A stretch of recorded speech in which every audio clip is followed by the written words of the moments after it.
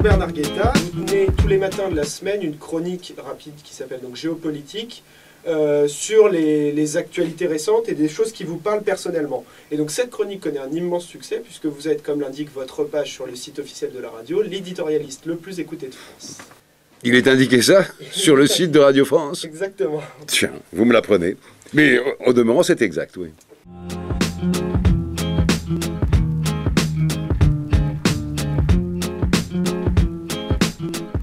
Mais je ne suis toujours pas un homme de radio. Je suis un homme de presse écrite. Je suis un homme de presse écrite qui fait de la radio. Alors bon, vous avez raison de noter que peut-être que mon style est resté très imprégné de l'écriture qu'on appellera papier. Je ne crois pas à l'objectivité. Des journalistes s'en revendiquent, sans doute de bonne foi d'ailleurs, mais ils se trompent sur eux-mêmes. Parce que chacun a une telle subjectivité qui tient à sa culture, à ses expériences personnelles, à son âme. Je crois à l'honnêteté, et surtout à l'exigence d'honnêteté. Qu'est-ce que c'est que l'honnêteté ?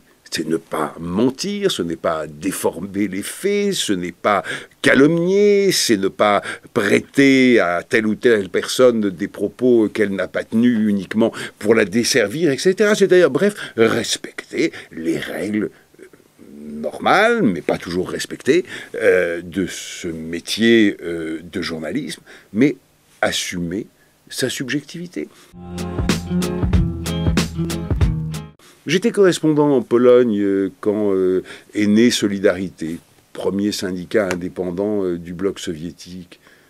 Est-ce que j'étais neutre entre le général Jaruzelski et Solidarité? Évidemment pas. Évidemment pas. Je défendais de tout mon être l'aspiration à la liberté et à la démocratie qu'incarnait Solidarité. Mais est-ce que pour autant... j'allais dire que Jaruzelski était Pinochet. Non, je ne l'ai pas dit parce qu'il ne l'était pas.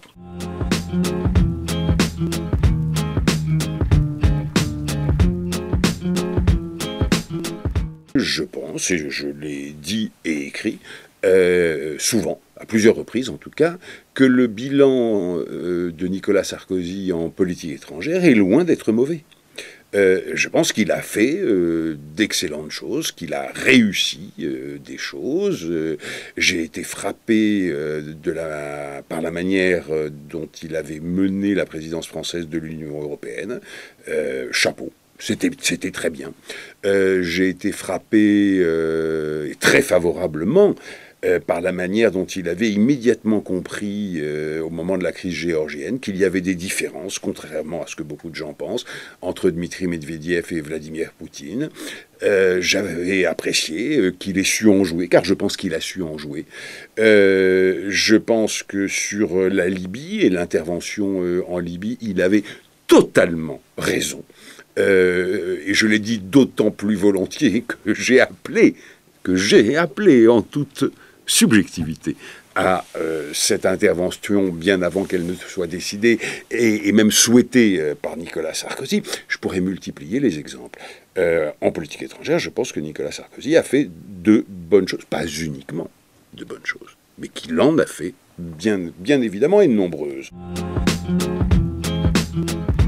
Je ne vois pas en politique étrangère de bouleversement. Alors oui, des changements de style, naturellement. Bien sûr que oui, qui pourraient être assez appréciés d'ailleurs à l'étranger. Parce que Nicolas Sarkozy a pu parfois surprendre, ce qui n'est pas forcément mauvais d'ailleurs, mais enfin a pu parfois surprendre plusieurs chefs d'État étrangers, notamment ses relations avec Angela Merkel pendant les 2 premières années de son mandat étaient, disons, complexes.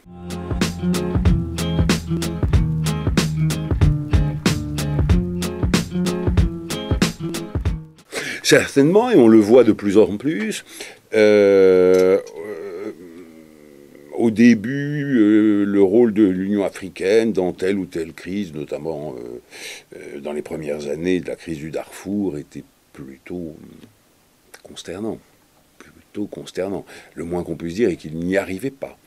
Et puis petit à petit, les organisations africaines supranationales, non seulement continentales comme l'Union africaine, mais aussi régionales comme la CEDEAO, s'affirment, jouent un rôle de plus en plus important. Et dans cette crise malienne, ce rôle est véritablement frappant, parce que ça a été plutôt... non, pas plutôt. Ça a été efficace et jusqu'à présent positif. Le Qatar a une famille royale, richissime, et c'est peu dire, puisque le Qatar n'est qu'un réservoir de matières premières, pétrole et surtout gaz. Le Qatar, ou plutôt sa famille royale, dispose de fonds quasiment illimités. Illimité, ça n'existe pas, mais enfin quasiment illimité. Et cette famille royale, ce prince, ce roi, ce monarque, qui a oublié d'être bête, qui véritablement a oublié d'être bête, a une ambition. Il veut favoriser l'émergence et l'affirmation dans tout le monde arabe de forces conservatrices qui lui conviennent.